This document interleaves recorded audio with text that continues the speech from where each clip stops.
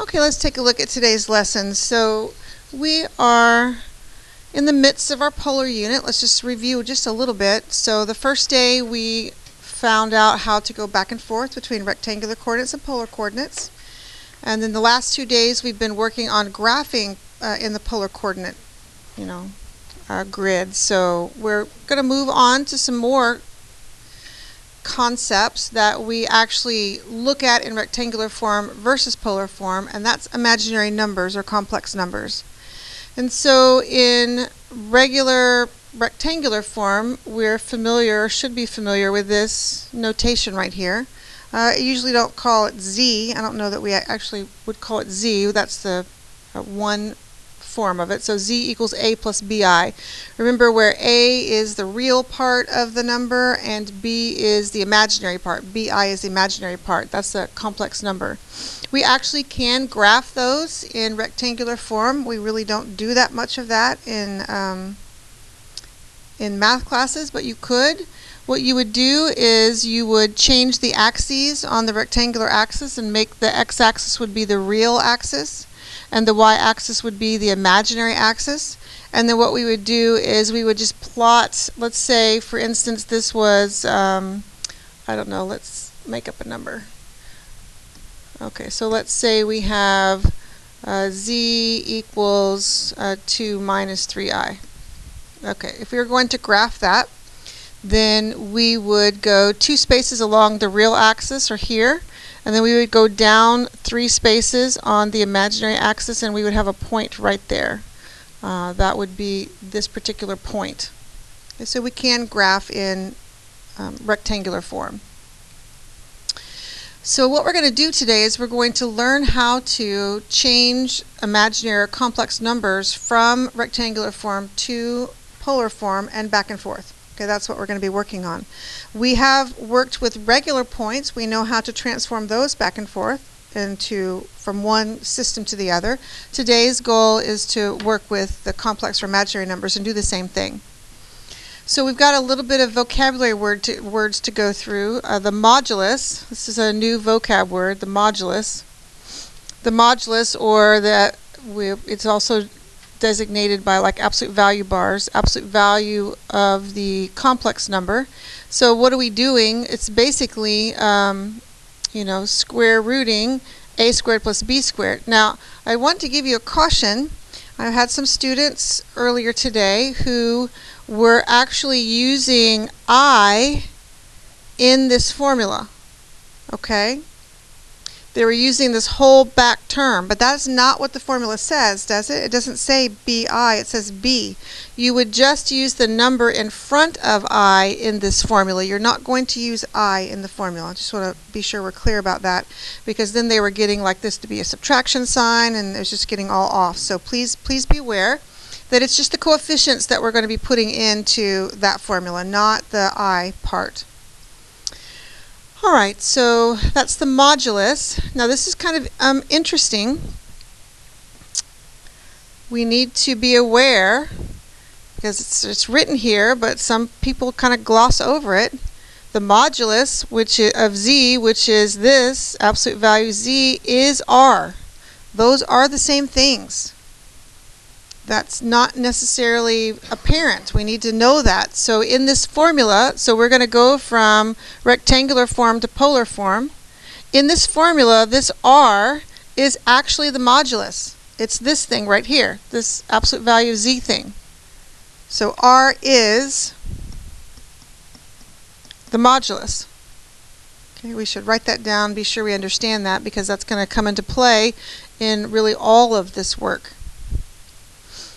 Alright, so this is here's the polar, and they like to say also trigonometric form. Both of these are fine. I mean, they're interchangeable, polar form or trigonometric form. So this is the polar form of a complex or imaginary number, and this is the rectangular form of a complex or imaginary number. So here's my rectangular form, here's my polar form. Here we're going to be going back and forth between those. Alright, and this just gives us, basically what this is doing is giving us the formulas that we would use to go from one form, to the polar form. So we just looked at this formula. The modulus, or R, is going to be the square root of a squared plus b squared. And then we're going to be able to find out what tangent is. It's going to be an actual value. We're going to be able to find out what theta is using this tangent formula. So we need to know this is going to be a number. Theta is going to be a number. It's not going to be just theta. It's going to be the actual angle measure. And we're going to calculate the angle measure using this formula, which pretty much looks like the other formula for this, right? Y over x, remember that formula? And b, which would be like the y component, over x, which is the, a, which is the x component. These are the same concept. So these formulas I'm not going to give you because they're the same as the formulas you've been asked to memorize, right? This is like r squared equals a squared plus b squared, but it's just square rooted, right? R equals the square root of. This one is just tangent theta is y over x, but they're saying b over a. It's the same thing. But these formulas down here, I am not going to require you to memorize. The multiplication and division formulas. There's really no need, although they're really easy. It's not real hard. Let's talk about them. So we need ways to multiply and divide these numbers in polar form. We know we have done this like in Algebra 2, maybe even Algebra 1, I'm not sure. We've added imaginary numbers together, right? We've multiplied them, you know, like if we had 2 minus 3i times, I don't know, 1 plus 4i, right? We've multiplied imaginary numbers before. We'd FOIL and then we'd fix the I squareds. We've done that before in rectangular form. This is working with that kind of concept in polar form. So what would we do? Well, first of all, we need to know what each of these looks like. This would be a representation for my first number in polar form, complex number. This would be a representation for my second one, just so that the formulas make sense. So what would we do? If we wanted to multiply these two together, we would multiply the modulus together, R1 times R2. Then we would add the arguments of the cosine and the sine. And then that would be our answer. That would be the product of the two. What if we wanted to divide two complex numbers? Well, we would divide the modulus, and of course it matters which order that we're in, right? So this one would need to be the modulus from my first complex number, and this one was the modulus from my second one. And then instead of adding the arguments together like I did when I'm multiplying, I'm going to subtract the arguments. That's really, that's kind of a normal thing for us in math, right? If we're multiplying, we add. If we're dividing, we subtract. We do that with exponent rules. I mean, log rules. We got all kinds of rules that do that, and that's the same thing here. So it would be easy to memorize them, but I'm just not going to have you memorize them, if that makes sense. All right, so this is just the overview of what we're doing. I have some problems to work on the next page. Are there any questions about just the concepts in general? Okay, so let's move to the next page so we can work some examples.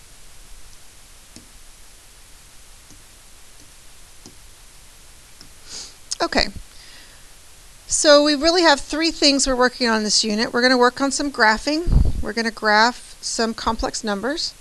We're going to go back and forth between the forms, between rectangular form and polar or trigonometric form, and we're going to multiply and divide. Those are really the three main things we're going to do. Let's start out with the graphing. So here, graph the set of complex numbers. Notice that's in rectangular form, a plus bi. So let's draw our rectangular grid, and then the x-axis would be the real part and the y-axis would be the imaginary part. Okay, now this is a little abstract. They're not telling us any numbers for a and b. They're just telling us that a is going to be bigger than or equal to 0. And we know a, this is the real part of the complex number, is graphed on the x-axis. So what this is saying to me is if a is going to be positive, it's going to be over here, right? It's going to be on the right side of the imaginary axis. They don't really give us any indication of what value b is going to be, which means it could be anything, positive or negative. So really what we would do here is we would shade. I mean, some of the graph is going to just involve shading in areas. So we would just shade, you know, this area in right here. So that would be representative of this set. Okay? I'm just going to shade that part in.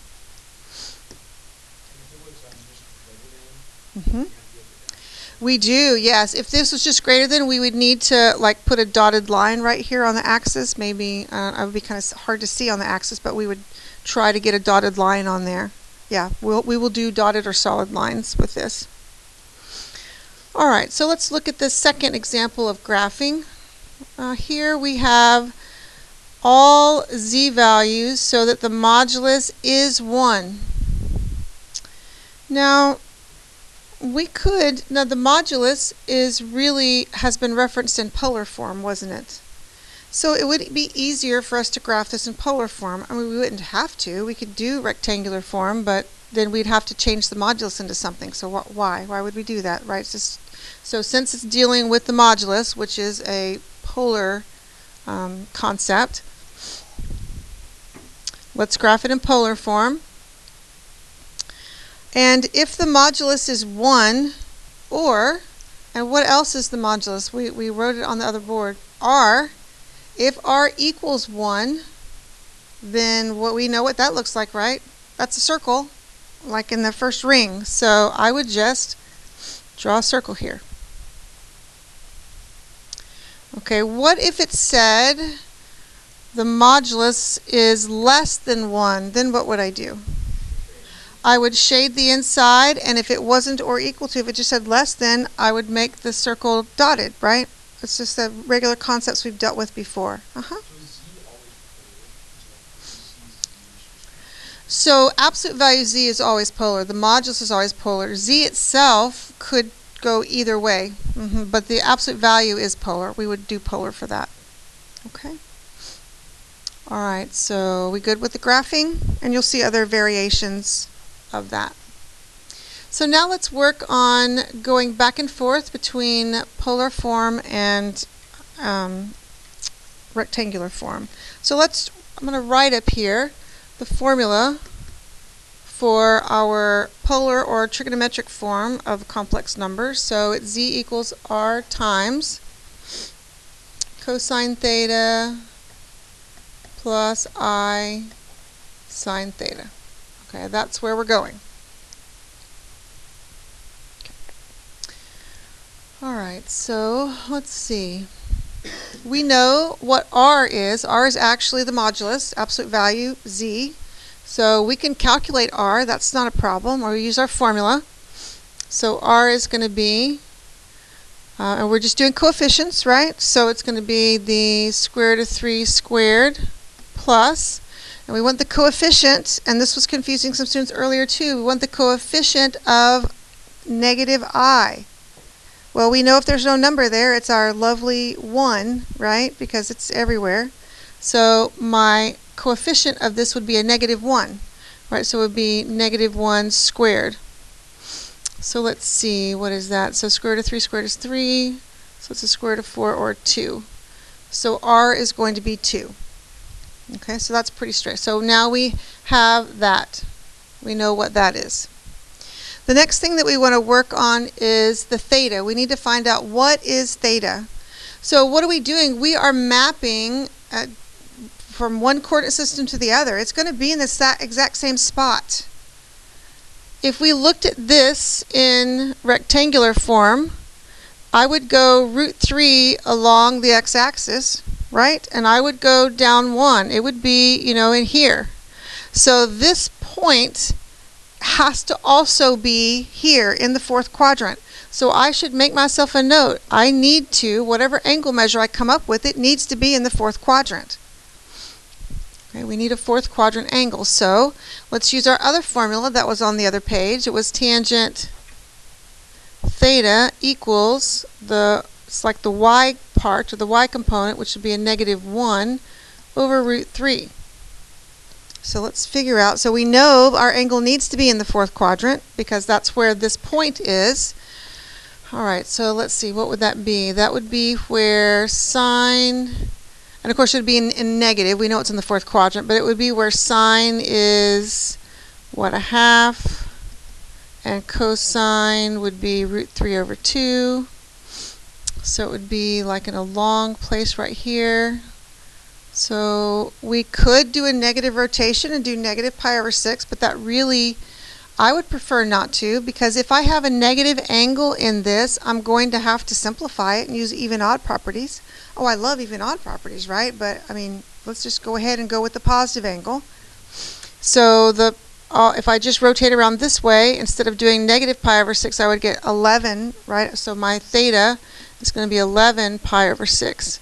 Now all we need to do is just plug those numbers into our little equation and we're done. So z equals 2 times cosine 11 pi over 6 plus I sine 11 pi over 6. And we have just gone from rectangular form of a complex number to polar or trigonometric form of a complex number. Now, resist the temptation. I'm just telling you, because I've done it before. I was like, oh, that's so great. I can find out what cosine of 11 pi over 6 and sine of 11 pi over 6, and I can work it out. If you do that and distribute the 2, you're going to get this. You're going to get back here. So don't. It's like a never-ending loop. I guess you could just keep doing that forever, right? Oh, I'm going to go back, keep going. But let's not. But it would be a good way to check your work, right? I mean, if you multiply all that out and you don't get what you started with, then you've done something wrong. There's something wrong somewhere, because it should equal the exact same thing you started with. Okay. Now, what I would like for you to do is compare our answer to this format. So look at our answer that we got here and compare it to that. I want you to kind of see if you can see what that is. Do you see what that is? No. Cosine I sine. So mathematicians, see, isn't that cool? I guess mathematicians got tired of writing this over and over again, and they thought, oh, let's come up with a shorthand. So they came up with this. Yeah, this is a shorthand for this right here. So instead of writing it, so how could we have written our answer in this form? I mean, we could have written what, z equals 2? Yeah, means the same thing. Either one of them is perfectly acceptable. It doesn't matter to me which one you use. You can use either one. Okay, but it means the same thing. So now that we've got to go from polar form to rectangular form. I can't really do it in this compact form. It doesn't make much sense to me to try to calculate with it in this really compact form. So I'm going to have to write it like this so that I can actually calculate with it. Right, so let's just kind of expand it out into this form. So this means the same thing as z equals 5 times cosine of 144 degrees plus I sine of 144 degrees. Now, with this non-unit circle value, you certainly would be able to use a calculator. I could give you a unit circle value where you wouldn't need a calculator, so we could go either way. But in this particular one, you would need your calculator, and we would be so these angles can be in degrees or radians, either way. So this one is in degrees, so we would just use our calculator and do cosine of 144, and then we multiply that by 5, and we would get negative 4.045. Okay, and then we multiply sine of 144 times 5, and we get plus 2.939i.